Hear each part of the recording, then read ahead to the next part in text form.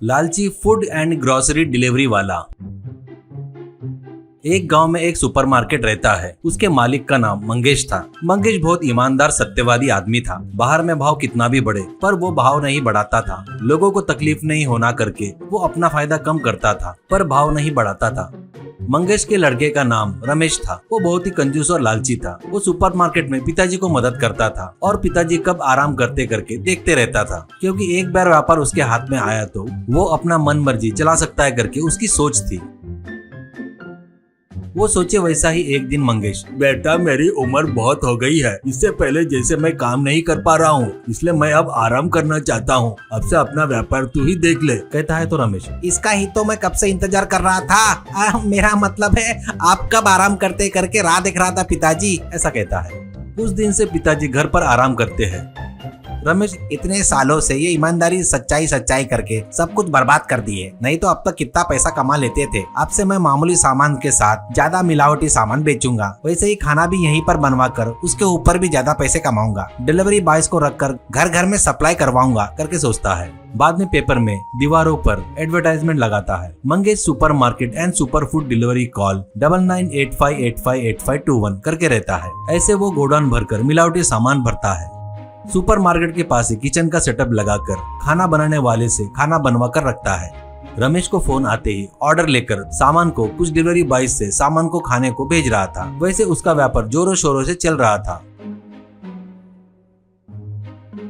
उसके पास गोकुल बोलकर नया डिलीवरी बॉय नया काम पर आता है। वो एक दिन डिलीवरी करने के लिए एक घर पर जाता है तो वो पैकेट लेकर, एक मिनट बेटा, पिछले बार जो रोटी लाया था वो बिल्कुल अच्छा नहीं था, इसलिए इस बार देखकर पैसे दूंगा, अच्छा नहीं रहा तो वापस कर दूंगा करके रोटी की बास लेकर, चीची बास आ रही है, ये तो पिछली बार से भी खराब है, ये मुझे नहीं चाहिए करके उसे वापस देता है। गोकुल, सर ये वापस किए तो कैसे, कृपया करके ले लो सर, ऐसा कहता है। तो वो, तेरे को कैसा दिख रहा हो रहा है मैं, ये खराब रोटी कोई खाता क्या, ईमानदारी से चला जा नहीं तो ठीक नहीं होगा करके गाली देता है।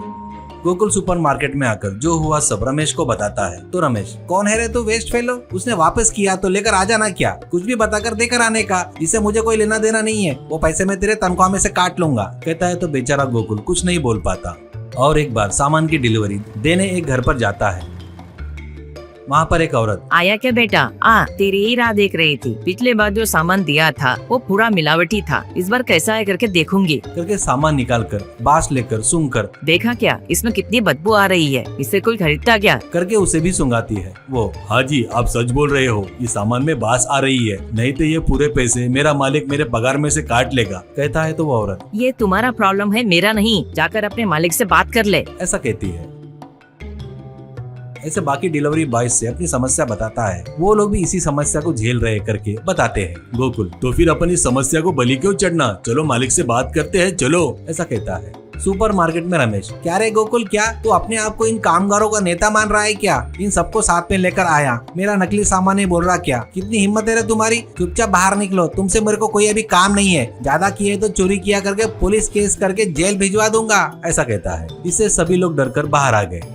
बाद में एक डिलीवरी बॉय, दोस्तों ये अन्याय देखते रहे तो कैसे, वो बहुत गलत कर रहा है, ऐसा कहता है। और एक व्यक्ति, हाँ पर उसको बैक सपोर्ट है, वो सच में अपने को जेल भिजवा सकता है, इतना दम है उसमें, ऐसे आदमी से कैसे लड़ेंगे, ऐसा कहता है। तो गोकुल, दोस्तों कानून किसी के बाप का नहीं है, उसके सामने सभी लोग समान है, पर कुछ बेवकूफियों के कारण आचरण में नहीं आ रहा है, अपन उसको पकड़वाना बोले तो उसका नकली धंधा सब मीडिया के सामने रखना होगा, करके क्या करना है बताता है।